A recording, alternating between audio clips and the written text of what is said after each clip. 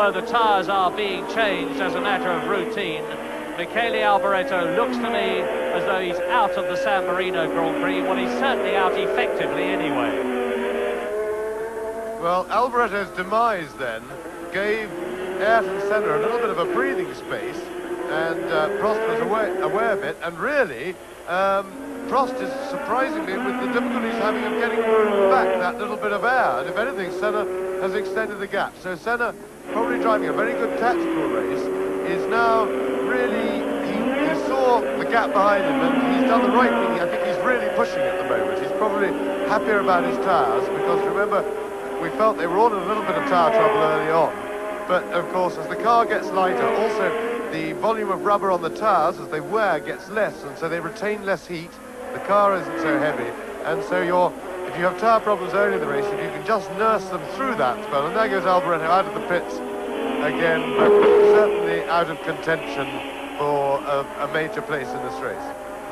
There are no team orders, I repeat, no team orders between Prost and Lauda in the McLaren team, and Niki Lauda, knowing that Alain Prost already has 9 points, second in the World Championship, equal with Senna, will definitely be trying to get ahead of his teammate. And Lauda slowed right down then. In the chicane before the pits, Lauda appeared to slow, and you see he's now gone from the picture. I just saw him slowing then. I thought maybe he'd missed a gear through the corner, but that looks like trouble for Lauda, and at the moment I'm afraid we can't see from our commentary position where he's gone or what's happening. We just have to rely on what we see on our monitor here. But Prost is now closer to Senna than he has been ever since Alboreto forced him back a little bit. It's an exciting and an intriguing San Marino Grand Prix, and with Alboreto touring in now, coming into the pits, I suspect definitely to retire. They go across the line to complete another lap. In comes Alboreto again. Senna, who we know is an enormously mature young man for his 25 years, and quite the most unflurried, unflappable, cool driver I've seen for a very long time. A world champion, if ever I saw one in the future, is now trying to maintain a gap between himself and Alain Prost. As he went past at the end of the next lap, I had a quick look out of the window, and his car looked and sounded fine, and he had held that bit of gap that he lost. So we're going to watch Lauda carefully and then see what sort of problem he's having. Yes, let's just check again. Ayrton Senna is leading, Alain Prost is second, and you can see how close they are, with Niki Lauda some 11 seconds behind. Then Elio De Angelis, 5th is Johansson, and 6th is Piquet.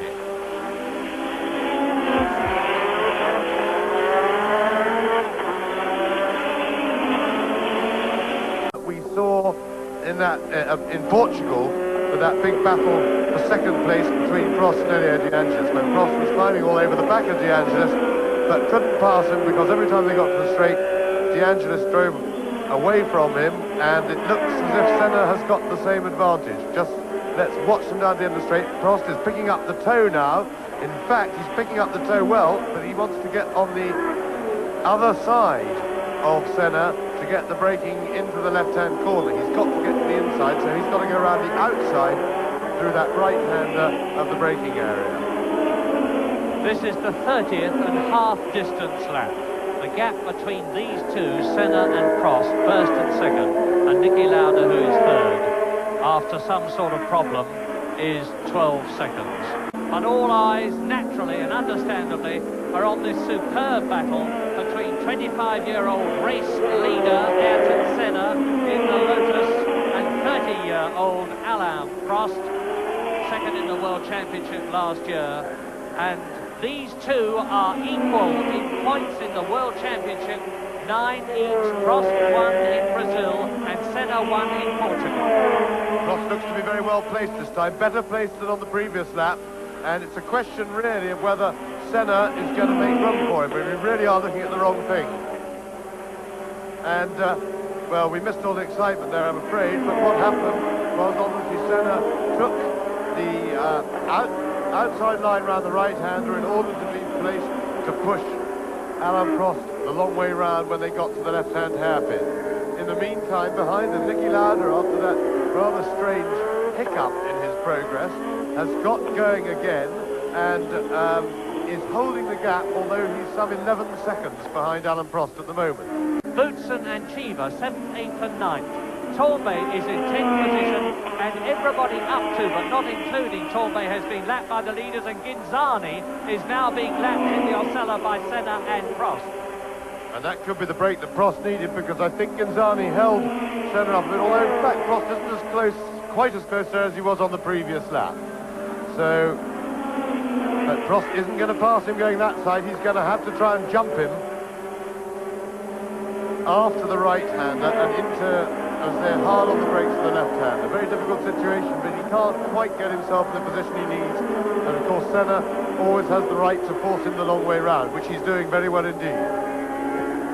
Little crooked-nosed Alain Prost, the professor they call him, and still do, because of the way he applies himself to his motor racing. He's no more of a professor than the very serious-minded Ayrton Senna, who is one of the most professional racing drivers I have ever met, notwithstanding which he's got a very good sense of humour, and they're carving their way through the tail-enders now, and if Senna puts a wheel wrong getting past Brundle or any of the other men that he's lapping, it could be Prost's opportunity, because certainly Alain Prost is close enough now.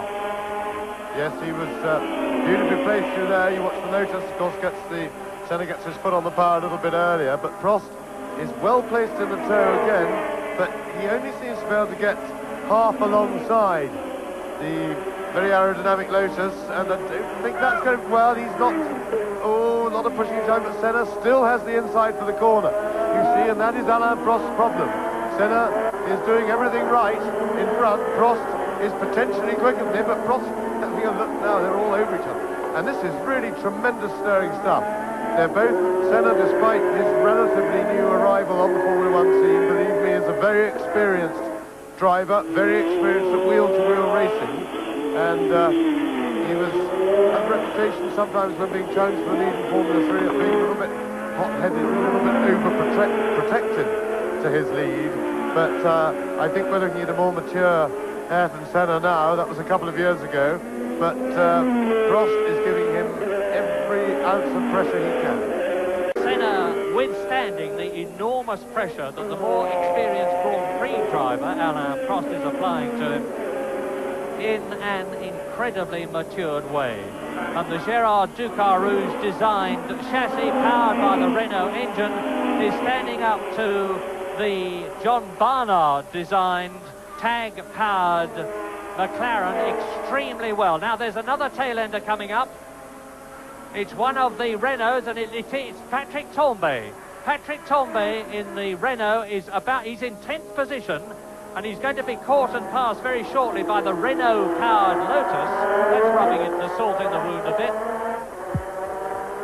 Yes, it must have been mortifying for Renault that the same engine is in fact, probably not the latest one, and that won't please Alain Prost at all, but he's quick enough now, he'll catch that back pretty quickly, and I don't think Patrick will hold him up for very long, but it must be mortifying for Renault when to see the same engine, probably keeping the best for themselves, their own works cars, just being lapped because their chassis isn't as good as the Lotus chassis, and what must be particularly galling for them is that the Lotus chassis is designed by a Frenchman.